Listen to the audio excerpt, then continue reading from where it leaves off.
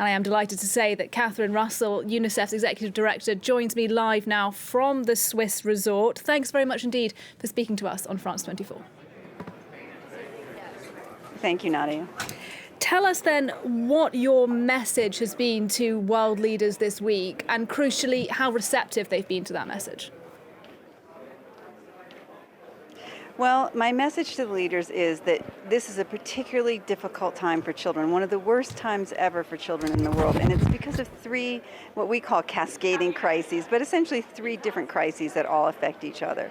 One is COVID, which has set children back. It's pushed hundreds of millions of children into poverty. It's really challenged their education. It's reduced immunizations. So it's a very big problem for us. We're estimating that 7 out of 10-year-olds in the world can't read a simple sentence because they missed so much school during COVID. So that's one. Second is these conflicts that are pervasive. And obviously there's so much attention here to Ukraine, which I understand. It's a huge problem. But there are many other conflicts that are ongoing and that are really challenging for children. And I think about Yemen, where I just was in December, very, very difficult for children. The Democratic Republic of the Congo, Afghanistan, Syria, all these places have ongoing challenges for children that are very difficult to deal with in this context. And then third is the problem of climate, which is so impactful for children. It affects their daily lives. It increases heat, increases pollution, harder to get water.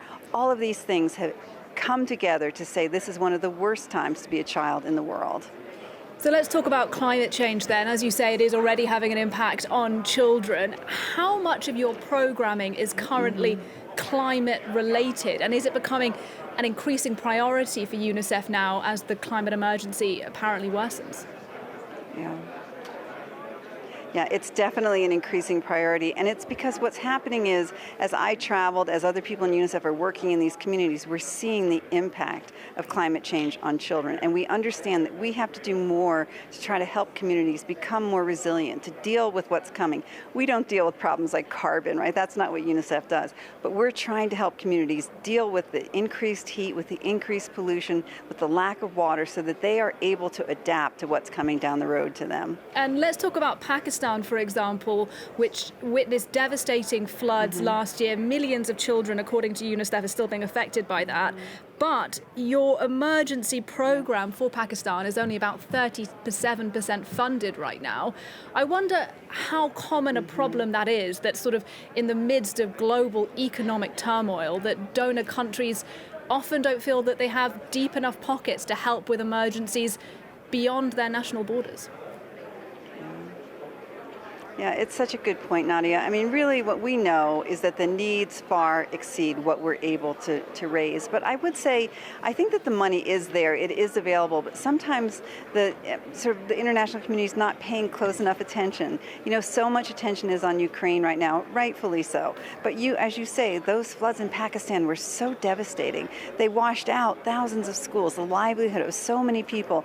And Pakistan was already struggling in many ways with high levels of stunting, with many children out of school. Now to have this on top of that makes it so difficult for children. And I think, you know, from our perspective, when we bring this to the attention of donors, it helps, right? They do better. And the public is always incredibly generous and supportive. But I think some of it is just the bandwidth and trying to make sure that people understand how vast and tremendous these challenges are for children. Yeah. What about neighboring Afghanistan? Because obviously last month the Taliban imposed this ban on women working for local and for international NGOs. I'm sure that's had a huge impact on your operations in Afghanistan.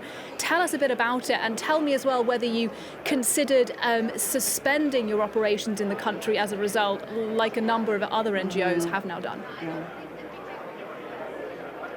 You know what, the reality is I traveled to Afghanistan. It was my first trip as executive director, and it has been a series of very difficult decisions that have been taken by the de facto authorities there to make things more difficult for children and women.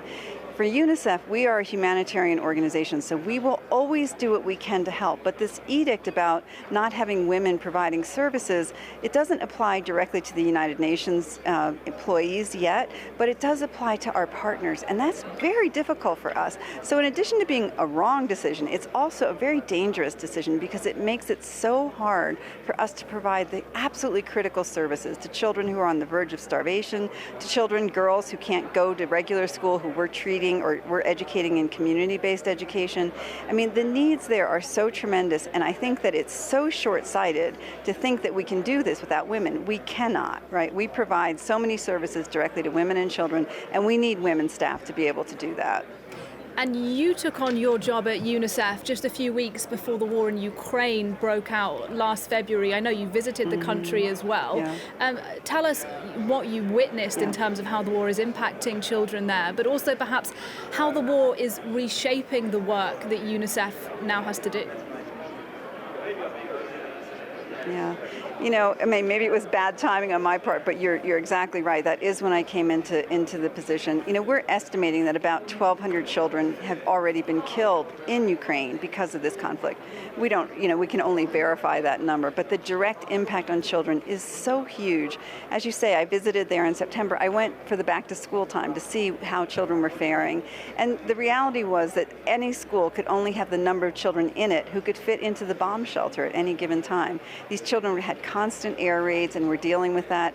The mental health challenges are profound for children in Ukraine. The disruption to their regular sort of activities. You know, I met with a child, it was so interesting, a young family who had two children, one who was severely disabled.